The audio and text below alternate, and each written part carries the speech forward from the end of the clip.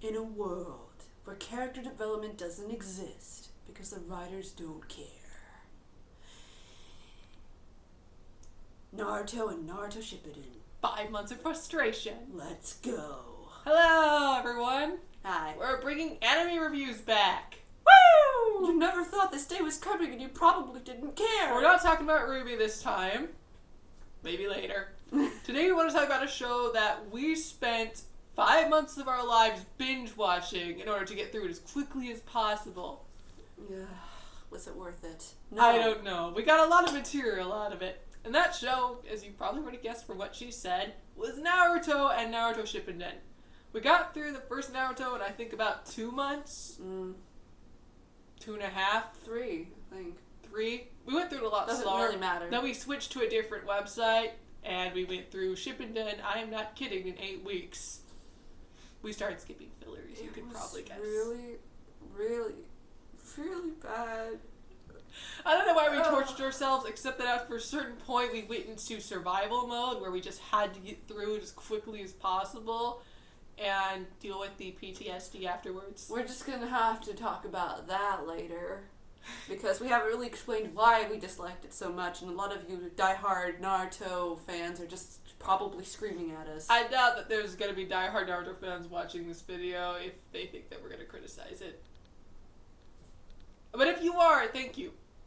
And if you're just watching this video because you watch my channel and you're interested, also thank you. Sorry this is not a sign language video, but I'm not that good at signing yet. Although we did make up our own signs for the characters. Yeah. Which was funny. But we probably aren't going to use them. Is this video even going to have captions? I don't know. We'll see if I can turn them on automatically, maybe. But anyway, so now we've explained why are we reviewing it? Because we watched it and we have to tell someone how much we hated it. I think it's just because we feel like we went to all that trouble and it's a pretty popular anime. I mean, if you don't watch anime, it's one of the most popular animes of all time. And it's the first one a lot of people watched, along with like Dragon Ball. Which is why it's probably because it was released both on Cartoon Network and on another channel. I think it was Nickelodeon in the U.S. with dubs. So for a lot of Americans, this is one of their first animes, and there's a lot of nostalgia behind it. It didn't actually end that many years ago, and it now has a follow-up show called Boruto, Naruto Next Generation, which we have not watched yet. I've heard bad things, but who knows? Bad things. A lot of bad things. Anyway, we thought we went to all the work of watching it to the end just so that we could criticize it without people saying, well, you didn't finish it. Maybe you would have liked the ending. Yeah. We didn't like the ending. Yeah. Anyway, so we're going to split this up into 3 videos. The first one, we're just going to be doing a general outline of what we thought about this show. The second one, we'll get a little bit more into like the bad stuff, the message of the show, because we're big meaning and what's the other word? Analytical buffs. We like doing that. The third one, because we did like some things about the show, is going to be a positive one. Skip to that one if you don't want to hear us criticize it. But yeah, fair warning, no Sasuke is going to be in that video. So you're a fan of Sasuke. Yeah, he's not going to be in it at all. Okay, so now that we've said why we're doing this, let's get going. Elizabeth, you want to take the first... What's the first order of business? General annoyances we had with this show. Shoes. Just the petty stuff. I'm going to start with the very pettiest of petty. Shoes. Those open-toed shoes, in the desert, in the forest, being a ninja. I know it was supposed to be stylish, but oh my gosh. The fashion sense in general is terrible. It wasn't really the petty annoyances I was thinking of. I just had to say it because I wanted to make sure I could before I forgot. Because oh my gosh, the shoes. It's no surprise to anyone who watches anime, but one of the most annoying things about this show is the flashback padding. I'm sorry. I know that it's kind of a staple of anime, and I don't mind it so much on shows that use it well, like My Hero Academia, or The Shield Hero, or... Pick one. Just almost anything. Anything uses it better, basically. Almost anything uses it better. Longer anime just tends to rely on flashbacks to make their episodes longer, and that's okay to a certain point, but this show would flashback to something that happened 50 seconds ago. I don't know what was up with the manga fill up or whatever, new episodes with complete, just mostly flashbacks, and it wouldn't be often even helpful flashbacks. It would just be random, basically telling us everything we already saw, to the point where you didn't even need to watch the episodes. You just need to watch the flashbacks. You would know exactly what happened. On average, they flash back to something that happened 2 episodes ago, like almost every single time. Every single arc, they flash back to something that happened only 2 episodes ago. A lot of the time, they flash back to things that only happened 1 episode ago, and later in the season, they started flashing back to stuff that happened in the same episode. I think that it was because they needed to make it 500 episodes long for some reason, but whoever made that decision really needed to think it out more. Alright, that's just nitpicking, though. That doesn't ruin the show. It was just annoying, especially when the flashbacks were characters we didn't like. Alright, pacing.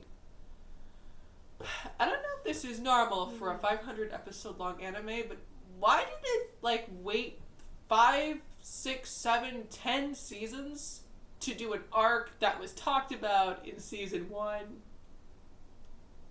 The Chunin exam arc, yes. It was mentioned in season 1 of Shippuden, and they stuck it into the middle of season 17 for some reason. Granted, it probably wasn't actually season 17, it was probably just the way it was arranged. By the time everyone had forgotten about it, and we were in the middle of a totally different fight, suddenly we were on the Chunin exam arc. That bothered me so much. It was not the first time that they did something like that. It didn't make any sense. I mean, they already decided to show us 1010's dream because 1010 wasn't important enough, I guess. I mean, 1010 was in the road to ninja for some reason. Yeah. But why? Why did she show us her dream and then do exams? You didn't need to do those things. Alright, another general obsession, which I bring up mostly because this is the plot of the whole show. Here we go. Sasuke. Alright, I get it. I get it. It's what the show is about.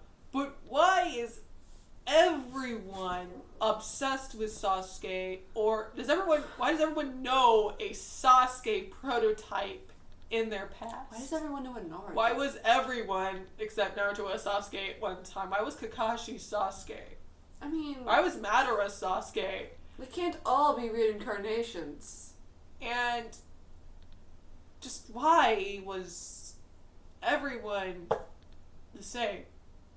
I mean, basically there is about 2 plots in Naruto. There's a trio who has a goofy guy, a rude, dismissive guy, and a girl who's usually obsessed with the rude, dismissive guy and mean to the goofy guy, unless she's Rin, and then she's kind of cool. But, one of them dies, or their friendship breaks up and never really gets resolved. Or there's a plot where somebody is a social outcast because they have some power nobody else likes, and for some reason in a power world that is literally based on power is hated, feared, and ostracized, because instead of wanting to be friends with the cool kid on the block, I guess you want to hate the cool kid on the block. Well, that much makes sense. People usually hate or fear things they can't have or don't understand. And why did everyone supposedly leave Sasuke alone when they also loved him? I don't get it. Well, he's a prick.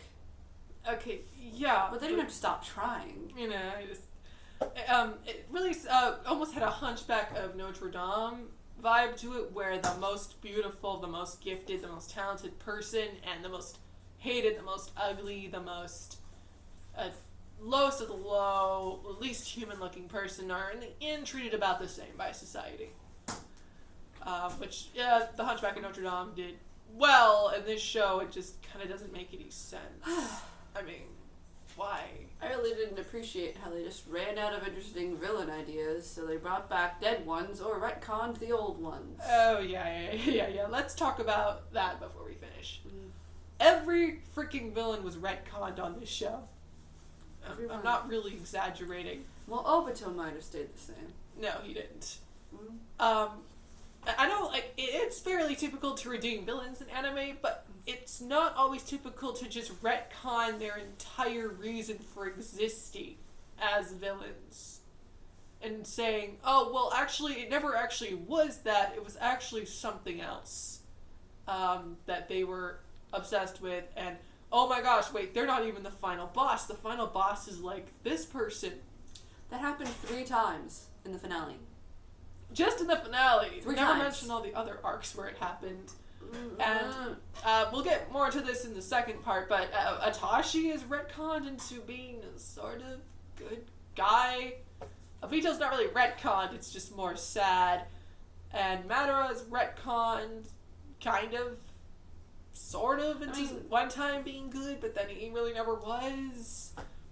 And Orochimaru's retconned into being kind of okay. Why? Why? Oh my gosh, why? Yeah, why was that? Oh my gosh, why? Why was that a good idea? Oh, and let's not forget that his henchman got to be an orphanage director. Kabuto was retconned. After they retconned his backstory, they let him around children. So apparently he wasn't just a spy, he was an orphan spy. And that makes everything okay. And you should definitely trust somebody who kidnapped children and experimented on them and made them take steroids and drugs to start an orphanage, because we all know the guy who helped create Baby Shark is trustworthy around children. Baby Shark is Sugutsu, obviously. Yeah. And well, those guys are frustrating too, but at least their characters weren't retconned. Yeah, they were consistently frustrating, at least. That much I can appreciate. Even Sasori was half retconned to sort of being okay. I guess that wasn't really a retcon since we'd only just met him that season.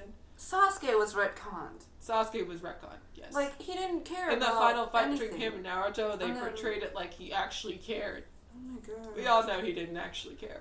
Like, it's so obvious that he was just abusing them, and they just kept on letting him Save do it for the it. next video. I'm sorry. Alright, anything else before we end this part that was just freaky? Oh, why is this show sexist? I'm just gonna say it. Yeah.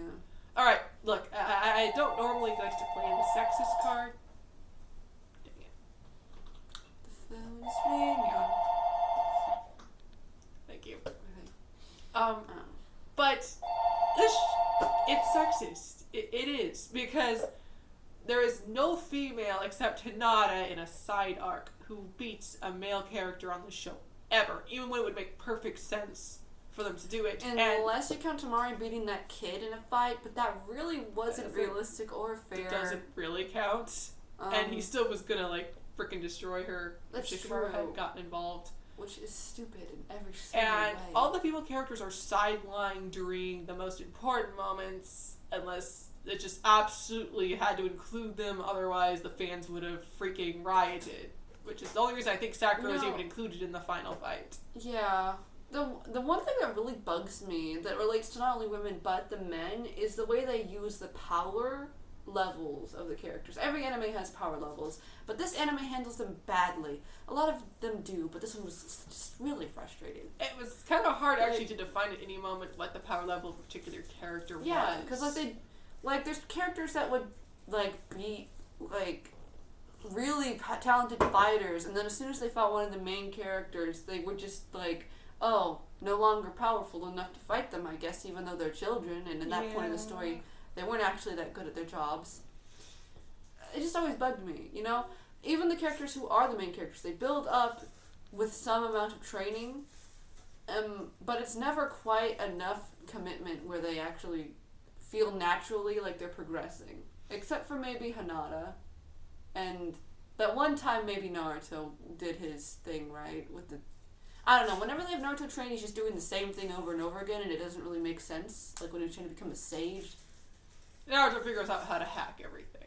And I would respect that if that's like his superpower, but just stop calling it then talent. Like if he's gonna take the easy way out, let him take the easy way out. But don't make it seem like he's super strong and knows what he's doing. It's the easy way out.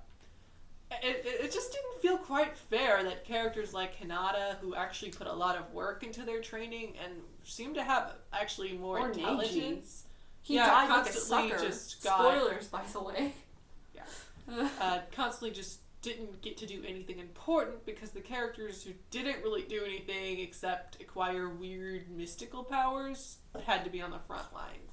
Yeah. Again, typical anime problem, but other animes have handled it better. I was pretty pleasantly surprised that they actually gave Guy and Lee something to do. That was cool. Because they actually exhibit the traits of the show's, like, plot that Naruto does not when he really should. Like, working hard to accomplish a goal without the help of magical people. And as far as petty annoyances go, why the fat jokes? Not They cool. were really insensitive. Really, really, really insensitive. And really stupid. It was kind of disturbing, actually, how insensitive this show tended to be about a lot of some things. of those episodes. Or is that it for the petty stuff? Pretty done much. ranting? I'd say that's like there's a lot of things we could just go on about forever. If But I I had think we covered a all final the rant, bases. it would be, why was Sasuke a main character? Why? Why didn't someone just? And yeah, but we're gonna get a little bit more into that into part 2. If you watch this part, thank you, and we'll see you next time. See you later.